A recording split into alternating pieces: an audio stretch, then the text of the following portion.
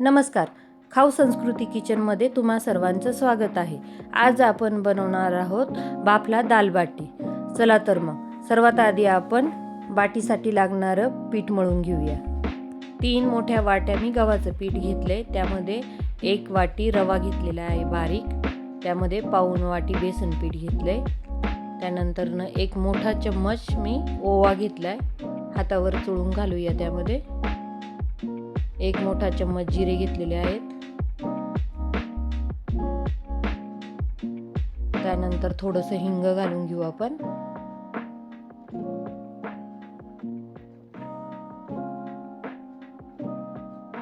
त्यावर थोडीशी हळद, खायचा सोडा घालायचा आहे. अर्धा चम्मच मी खायचा सोडा घेतलाय.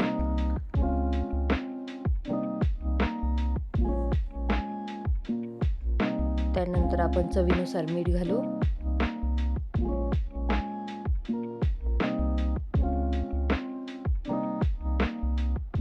आता यावर आपण थोडंसं तूप घालून घेऊ. आता हे सर्व साहित्य आपण एकत्रित करून घेणार आहोत. बाफला बाटी 2 प्रकारे केली जाते. एक पाण्यामध्ये बाटी उकळून घेतात आणि दुसरी वाफेवरती बाटी तयार करून घ्यायची. तर मी वाफेवरती तयार करून घेणार आहे. आता आपण पिठामध्ये थोडं थोडं करून पाणी घालणार आहोत. ही बाटी चाळणीमध्ये किंवा मग इडलीच्या कुकरमध्ये उकडून घेतात. आपण इडलीच्या कुकरमध्ये उकडून घेणार आहोत.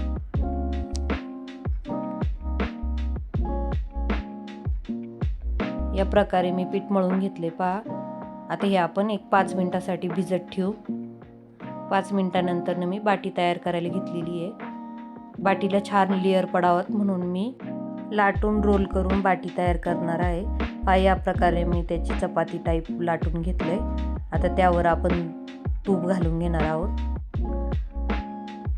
तूप सगळीकडे पसरवून घ्यायचं आहे आपल्याला.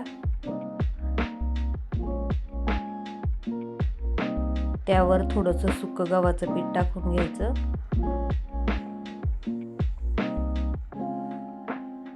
आता आपण बाटीला रोल करून घेऊ. व्यवस्थित टाईट असा रोल बनवून घ्यायचा आहे.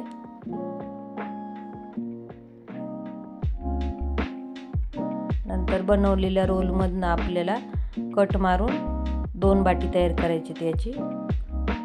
हे दोन्ही साइड्स जॉईंट करून आपण याला गोल आकार देणार आहोत.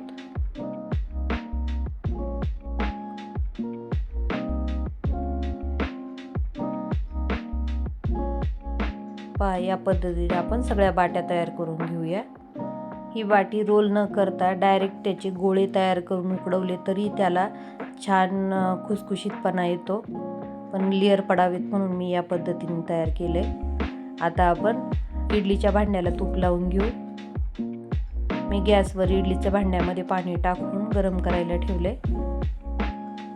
आता यावरती आपण बाट्या ठेवून कुकरमध्ये वाफवायला लावून देऊया. याच पद्धतीने आपण सगळ्या बाट्या उकडून घेणार आहोत. बाट्या उकडतायत तोपर्यंत आपण त्याची डाळ बनवून घेणार आहोत. डाळ बनवण्यासाठी मी 2 मोठ्या वाट्या तुरीची डाळ पहिलीच उकडून घेतलेली आहे. आता गॅसवर पातेलं ठेवले. त्यामध्ये थोडंसं तेल घालून घेऊ. त्यामध्ये मोहरी तडतडली की आपण त्यामध्ये जिरे घालून घेणार आहोत. जिरे, थोडासा हिंग,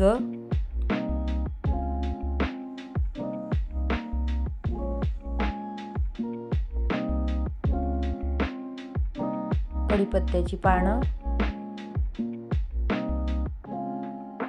2 कापून घेतलेले कांदे आणि हिरव्या मिरच्यांचे तुकडे घालून घेऊ आपण त्यामध्ये.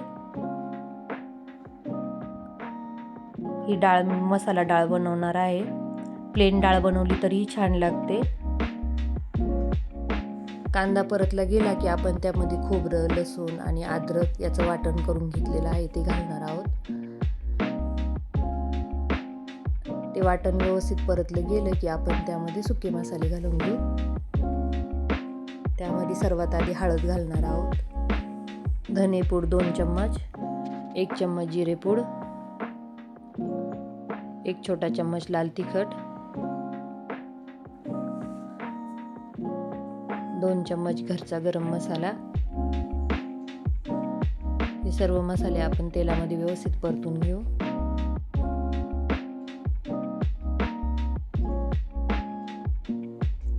आता यामध्ये आपण टोमॅटो घालणार आहोत.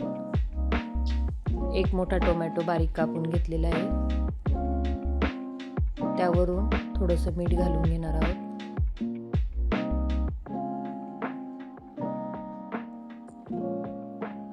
कापलेली थोडीशी कोथिंबीर,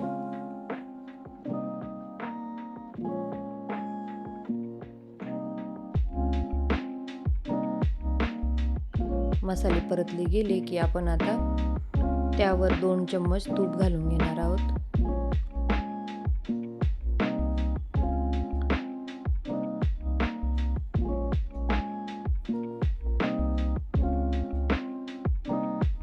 आता शिजवून घेतलेली डाळ आहे ती घालून घेऊ. डाळ शिजवल्यानंतर मी घोटून घेतली होती रवीने. आता त्यामध्ये मावेल इतकं पाणी घालूया. तुमच्याप्रमाणे घट्ट पातळ की कशी हवी तशी डाळ ठेवायची आहे. त्यावर आता आपण कस्तुरी मेथी घालून घेणार आहोत. हातावर चोळून कस्तुरी मेथी घालून घेतली मी त्यामध्ये. आता आपण टोमॅटो परतताना थोडंसं मीठ घातलं होतं, त्यामुळं थोडंसं वरनं मीठ घालून घेतोय. आता याला छान उकळी आली की आपण आता बाटी तळायला घेऊया. डाळीला छान उकळी आली आहे. आपण डाळ उतरून ठेवू आणि आता बाट्या तळायला घेऊ.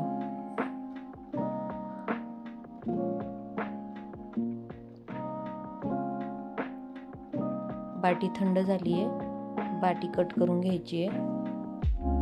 गॅसवर तेल गरम करायला ठेवले मी कढईमध्ये, तोपर्यंत बाटी कट करून घेऊ आपण. बाटीला छान लेअर पडलेत बघा. या प्रकारे आपण बाटी कट करून घेणार आहोत.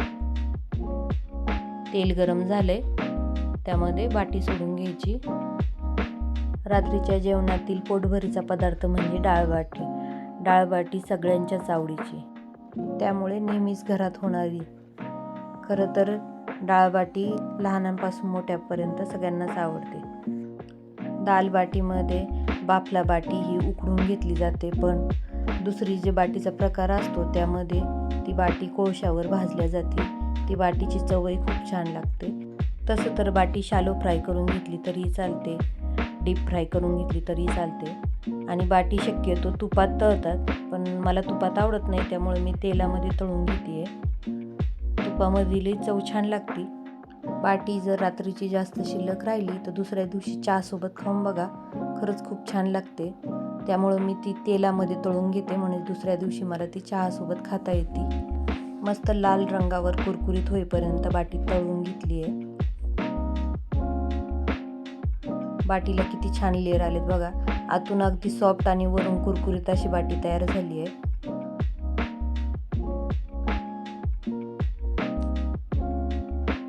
याच पद्धतीने आपण साऱ्या बाट्या तळून घेऊ. तळलेली बाटी आपण आता प्लेटमध्ये काढून घेऊया. डाळीसोबत बाटी प्लेटमध्ये काढून घेतली आहे. तुम्हाला माझी ही रेसिपी कशी वाटली मला कमेंट करून नक्की सांगा.